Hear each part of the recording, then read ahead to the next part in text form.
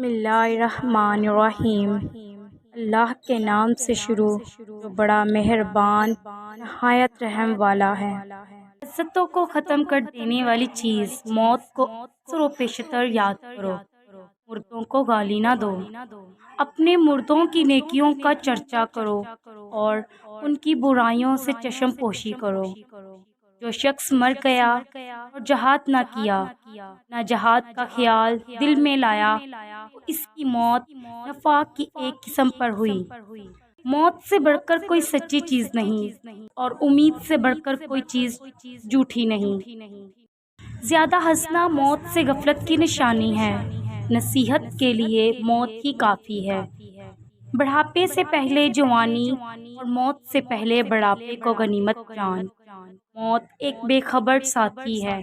موت کو یاد رکھنا نفس کی تمام بیماریوں کی دوا ہے۔ وہ شخص موت کے لیے تیار نہیں ہوا جسے یہ خیال ہو کہ وہ کل زندہ رہے گا۔ مصائب دنیا کو آسان خیال کر اور موت کو ہر وقت پیش نظر رکھ۔ خدا اور موت کو کبھی نہ بھول، اپنی نیکی اور دوسروں کی بدی کو بھول جا۔ گرچہ کوئی بے موت نہ مرے گا، لیکن تو اژدہوں کے منہ نہ جا۔ بسا اوقات انسان کی موت اس بات میں ہوتی ہے جس کی وہ خواہش کرتا ہے۔ کامل انسان جان عالم اور اس کی موت فنا عالم ہے۔